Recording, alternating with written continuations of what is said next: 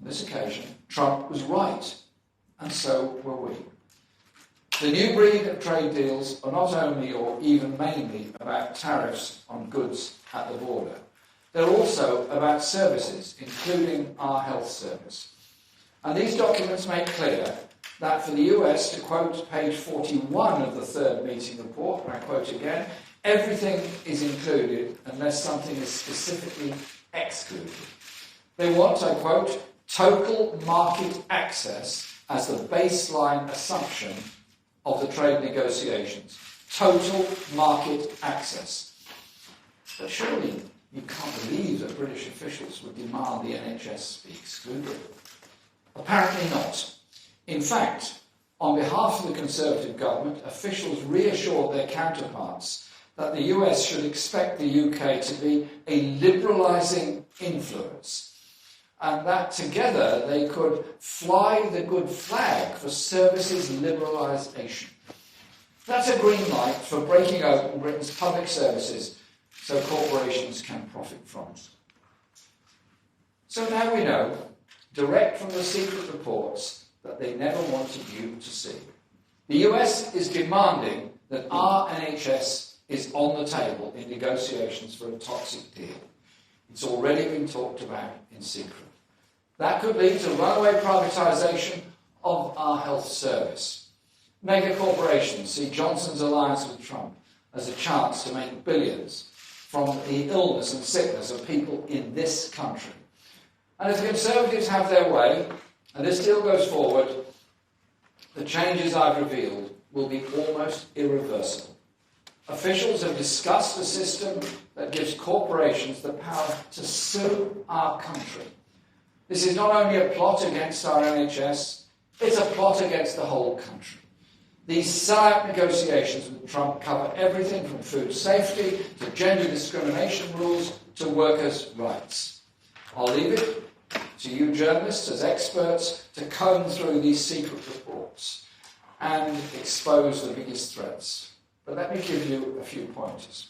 How about chlorine-washed chicken on our dinner tables? Have a look at the second meeting on page 42 and 3, where the US even agrees to share its public lines to help our government with its media narratives. You might want to look at how Trump's America absolutely refuses to mention climate change in the deal. See the second meeting on page 17. And on page 1 of meeting 6, for the US advocating a no-deal Brexit, anything that would mean they'd be all to play for in a deal with Trump. What's at stake in a deal with Trump could not be more important for our country. In this election, the Conservatives want you to vote blind, keeping millions of us in the dark about what their plans actually are. But these reports, first obtained in censored form by campaigners in this room, shine a light on this plot. So it seems to me that it's now to Boris Johnson to explain how all of this is an absolute invention. You heard his words on the video we just showed. To explain why he denied the very things we can now read in black and white on paper here in this room today. He's got to come clean on what the Conservative sellout plans are for our National Health Service. Labour will not let this rest, because unlike the Conservatives, we're not on the side of the billionaires and the bankers. We're on the side of the nurse, the doctor, the patient, and the people, and we will never sell out our National Health Service. I now ask our colleagues, friends from the National Health Service are here today to help us, and they will pass around some copies of these documents, and then Barry and I will take questions from them.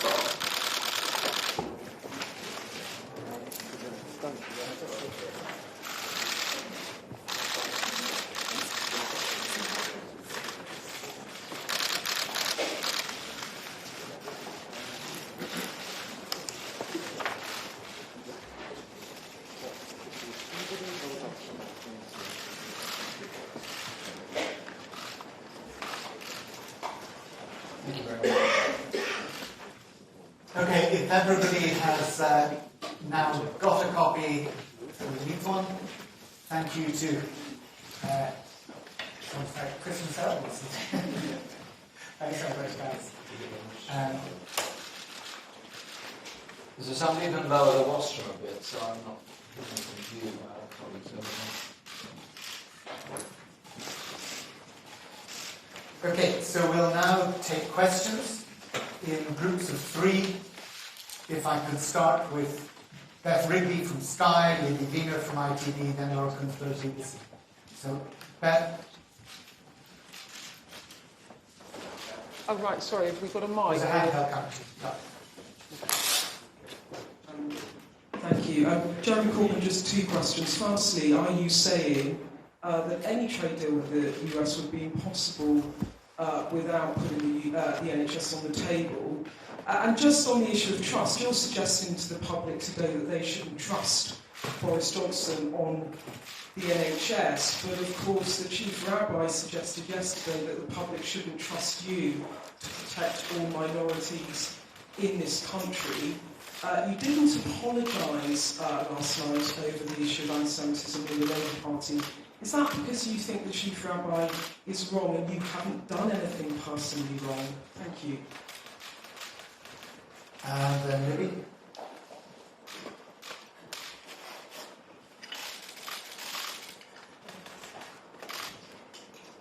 Jeremy Corbyn, you say that you're on the side of the people. Does that include Jewish people? And do you want to take this opportunity to apologise for anti-Semitic incidents in the Labour Party that have happened on your watch?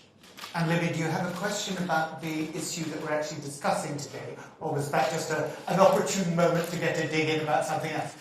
It's not a dig. No, it's very serious indeed. But we're here today to discuss the NHS and the trade deal. Yeah, but and I thought as a journalist attending this event, you might have a question about that issue, because I'm sure you'll agree that is also something of real importance to the British public. It is of importance. Good. So do you have a question? Can I ask Mr Corbyn on the NHS whether he accepts that Donald Trump has already denied that the NHS would be on the table in any future trade talks? And what interest would a future British government have in doing a deal that effectively made medicines unaffordable in this country? Why would any government have an incentive to actually sign a trade deal that involved that kind of equation? Okay, and Laura.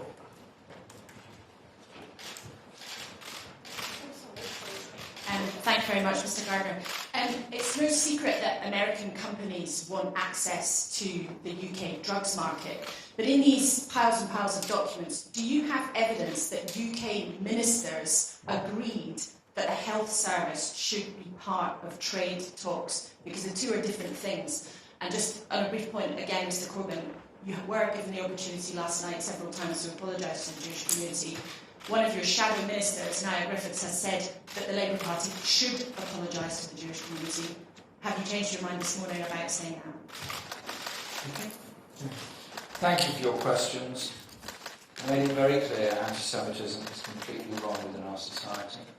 Our party did make it clear when I was elected leader and after that anti-Semitism was unacceptable in any form in our party or our society, and did indeed offer its sympathies and apologies to those that had suffered, and the party set up a process in which I proposed it be a strong process, and I proposed an even stronger process at the National Executive in July, which was agreed by the party conference and was therefore is now part of our rules. And people who commit any act of anti-Semitism are rapidly dealt with in the party. It affects 0.001% of the party membership, and we are saying one is one too many.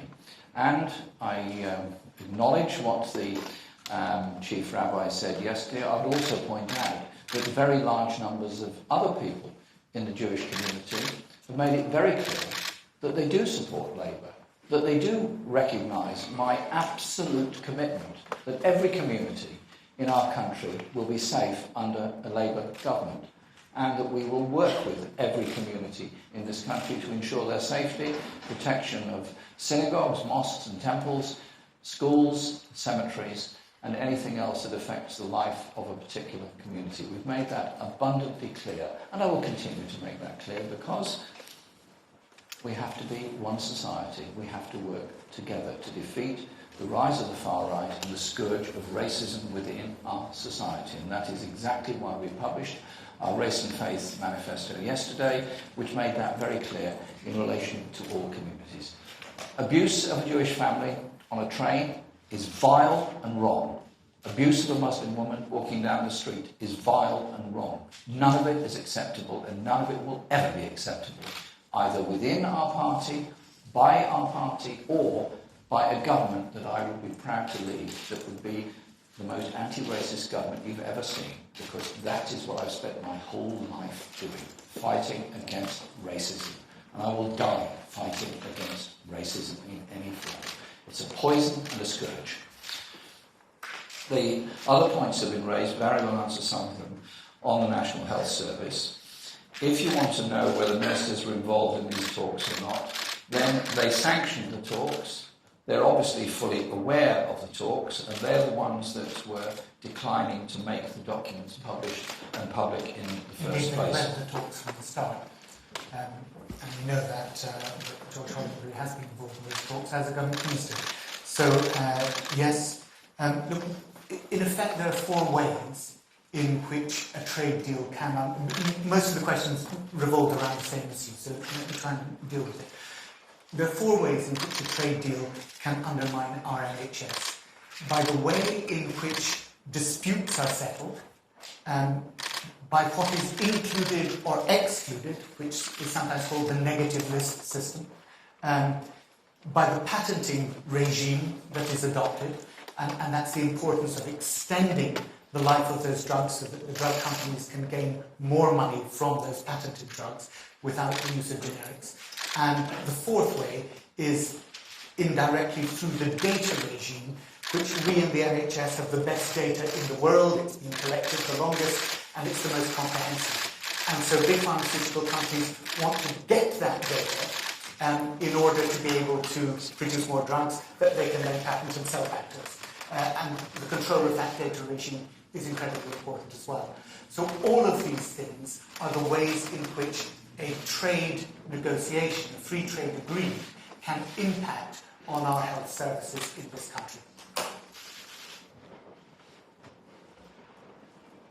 Did you want to specifically take... Yeah, okay, let me go to... Well, if I can take further bandwidth 3, I've got Paul Wall, then Toby Baxter from Channel 4, and then Pippa Pereira from the Paul.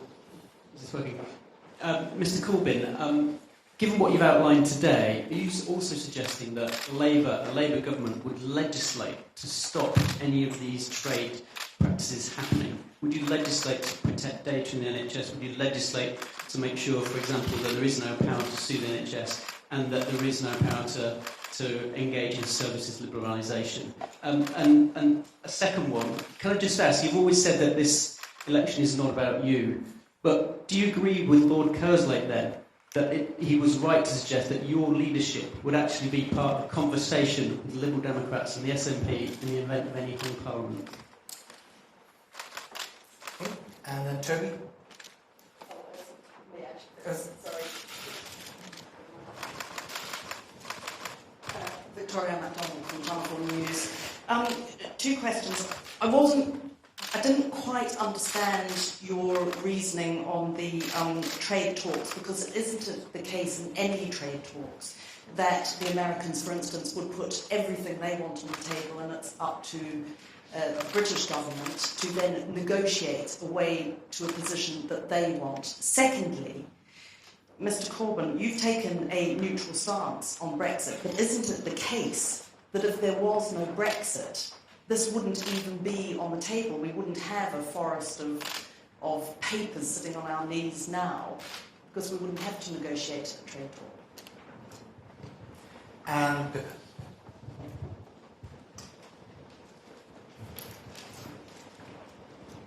Thank Thank you. Pippa Carrera from the Daily Mirror. Just on the climate change aspect of the trade talks, I mean, the point made by the US in these documents is that the US Congress decided in 2015 that there'll be no mention of greenhouse gas emissions reductions in trade agreements, and the trade emissary suggests that ban won't be lifted anytime soon. So how does Labour, given it's sort of a US legal issue, how would Labour get around that and make sure that climate change and greenhouse emissions were on the table? And then specifically, Mr Corbyn, can I ask, was yesterday the worst day of your campaign so far? I love everyday campaigning. Yesterday was another day that I love. Because I go out all the time, meeting people, listening to people, understanding what people's fears and concerns are. And I'm horrified at the levels of inequality, poverty and injustice that have come in Britain since austerity came in 2010. And I'm utterly determined to win this election, to end austerity, provide homes for the homeless, and end the disgraceful levels of child poverty in this country. And that is the message that I carry out all across the country.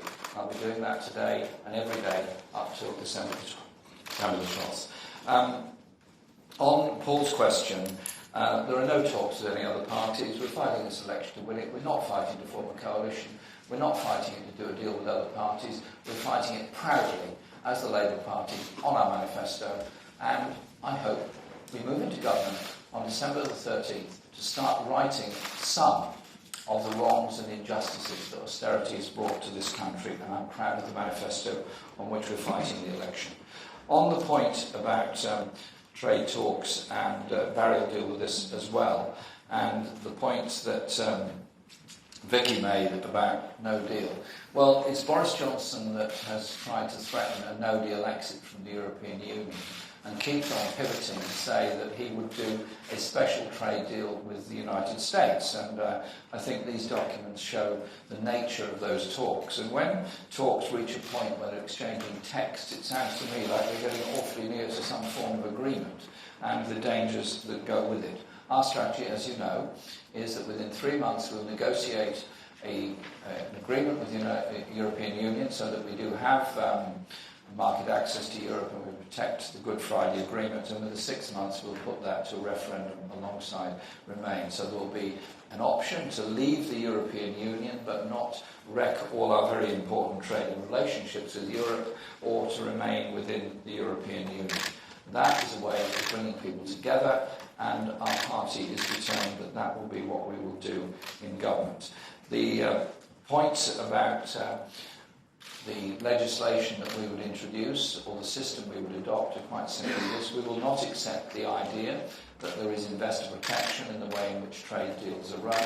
We would also make sure, and Barry will speak on this because he's been very central to developing our green industrial revolution, that protection of the environment would be absolutely part of our trade arrangements as well, because clearly every department of government has to play its part in getting us to net zero emissions as quickly as we possibly can. If I can just pick up on the issues around dispute settlement, which was one of the key areas in which the NHS can face undermining by trade agreements. You asked the question as to how we would counter those elements. We have said very clearly that we would not accept what are known as the ISDS, the Interstate Disputes Settlement procedures, or the ICS, which are the new court system which some more modern trade agreements have adopted. We would not accept those because they enable foreign companies to undermine public policy in this country if we wanted to take measures to say that, for example, in countries where plain paper packaging for cigarettes has been adopted, those countries have been sued by tobacco companies for introducing that. So we believe it's right that public policy health measures should be in the domain of the British government, not subject to legal dispute in separate courts that only foreign countries have access to, foreign companies have access to, that can then undermine health policy in the UK.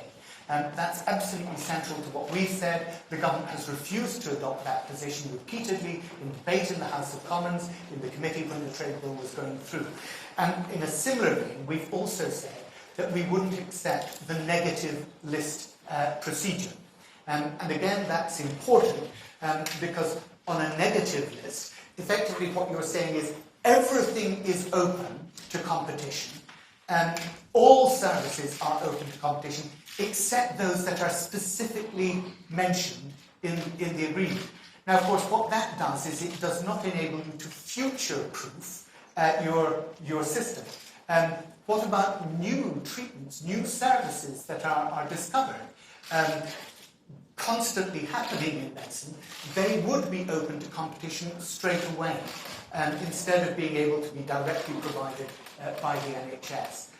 So these are the ways in which we have adopted a very clear position. We will not allow the dispute settlement processes. We will not allow the negative list system. And the interesting thing is many other countries are now moving towards that position in trade agreements. If you look at New Zealand, for example, they've already done that with regard to ISDS procedures and said that they would not accept. In fact, they've pulled out of some sections of trade agreements where that's occurred. So that I think answers the questions that we put.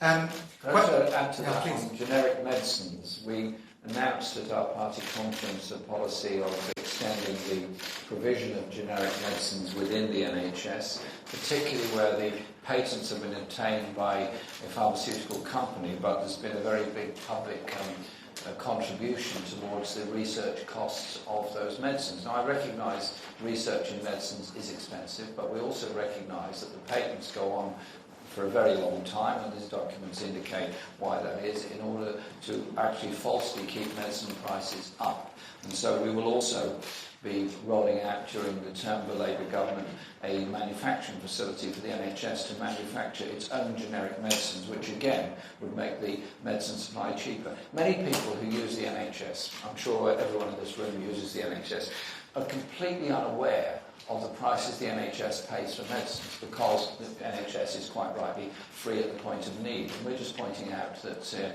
our strategy and our policy will reduce medicine costs in the NHS. Everything in these documents that I've revealed to you this morning indicates that a trade deal with the United States would actually increase the length of patent time and increase the prices that our NHS has to pay for medicines in this country. And of course, the other aspect of that is that when these documents talk about full access, what that also means is that NICE, National Institute for Clinical Excellence, is precisely what we want to underline. It's that capacity to control what NICE is able to do, and to make sure that our medicines are cost effective. They don't want that. And when they talk about full access, that's what they're referring to. Often in trade language, it's very covert what is being said, because they dress it up in convoluted ways. And you have to actually understand what these phrases mean. Full access means no NICE. I would prefer Barry Gardner negotiating on behalf of this country than Boris Johnson. Just say it. Could I get Harry York from The Telegraph, then Kylie McClellan from Reuters, and Jim Pickard from the FT. So, Harry first. Thank you. Barry, I just wanted to get some clarity from you. You were asked several times if you had firm evidence that ministers had effectively said that the NHS is up for sale. Can we just have some clarity on that, yes or no? Kylie? Kylie McClellan from Reuters. You've talked about the NHS not being up for sale under a Labour government, but would you also look to reverse any existing privatisations, and would there be any kind of legal or cost implications involved in that? Thank you. And Jim. Mr. Corbyn, it was clear from last night's interview that the promise not to raise taxes on people earning less than £80,000 isn't quite true. Are you going to advise colleagues to stop saying that there won't be any tax rises for people earning less than £80,000? Do you want to do those two? Yeah, sure. The Grey Book that we produced is very clear. There will be no tax or national insurance increases for anyone earning less than £80,000 a year. Our tax increases will be in corporation tax and will be for those at the highest end of the income bracket in this country. We will raise corporation tax to no higher than 26%, which is what it was, which is lower than it was in 2010. In fact, is less than many other industrial countries. And I think if you look at the scale of need around the country, in the National Health Service, in social care, in education, in housing, in the levels of poverty that so many of our children have been brought up in, you would accept that it is only right that we adopt this programme and this policy in order to try and redress some of the awful levels of inequality that have developed in Britain since austerity came in 2010. On the point about privatisation within the NHS, the Health and Social Care Act, which went through after the coalition of Liberal Democrats and Conservatives went into office in 2010, specifically encourages the operations of the private sector within the National Health Service. It has grown considerably over the past 9 years, and as long as that Act is in place, will continue to grow. And we have the absurd prospect at the present time of private medical companies suing the NHS for contracts they don't get for services they're not allowed to run. I mean, this, to me, is unbelievable that a private sector organisation thinks it ought to run a service, doesn't get the contract, and therefore sues the NHS for not getting it. Every penny they sue the NHS for, every penny the NHS has to spend on legal fees defending itself, is taken away from patient needs, taken away from those people that are waiting for operations, waiting in A&E departments. And I want to change that.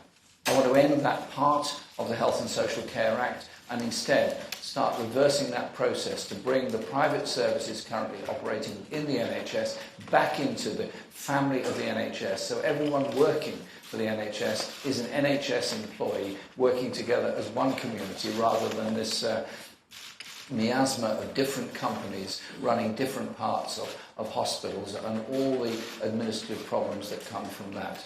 Our party is determined to defend and rejuvenate our NHS because that is what we're determined to achieve. If I can just pick up on, and my apologies, I can't remember whether it was Victoria Pippa that mentioned about climate change. Pippa, I didn't respond to that when I should have. The way in which we want to deal with this in trade agreements is very clear. What we've done in this country is we've reduced our emissions over the past decade and more. But we've done that in large measure by exporting some of those emissions, so that we're now importing goods that have been produced abroad and the emissions are being produced over there. And what we need to do, particularly in trade agreements, is to ensure that we're not simply consuming the emissions that we've offshored. If you take a particularly topical example, it would be in the trade talks with Mercosur over Bolsonaro's Brazilian government burning the Amazon in order to clear it to produce beef and soy, which they can then sell into European markets. Now, it seems to me that if we have a robust policy on climate change, we should not then be negotiating trade agreements which are accepting that beef and soy that is being produced from deforested rainforests. So it's really trying to have a joined up, a comprehensive look at the way in which trade agreements impact on all our policies, whether it's the National Health Service or whether it's our climate change policies, and trying to make sure that we're doing the right thing at all levels. Harry, you asked for firm evidence about ministerial involvement and whether in fact it was right to say that they had put the NHS up for sale. If I can just hold this up again and show you how thick it is. It doesn't take 6 meetings and 540 odd pages to say the NHS is not for sale, right? I think you have to be realistic. That is a very long way of saying no. In fact, it's saying yes, and let's discuss how. And as Jeremy has already quoted in his remarks, the passage in that set of documents where it is explicitly said that we're now ready in the negotiations, we've done all those preliminary negotiations about how trade can affect our National Health Service, and we're ready now to take it to the stage where we get it formalised in a set of words. So I don't think there's any doubt on that. As to the timing of meetings of ministers, then I don't have that to give you specifically at the moment, but George Hollandry met with officials, and indeed on the climate change aspect, you only need to look back when the now Minister of State was in Brazil just a couple of months ago to see that these negotiations are actually happening at ministerial level. Barry, just before we finish, while I thought we seem to be having a séance down here, very cosy looking circles.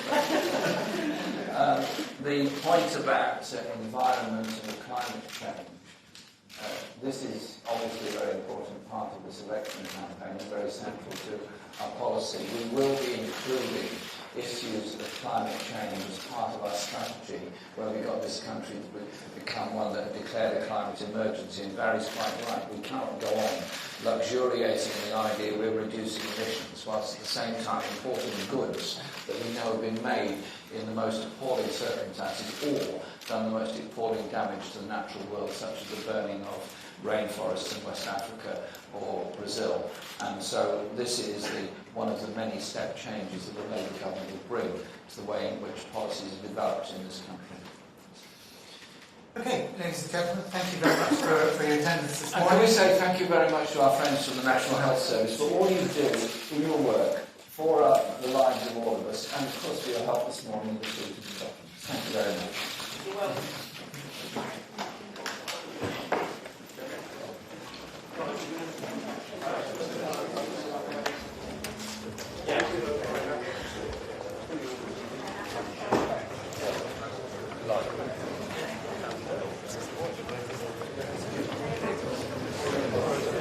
Ladies first.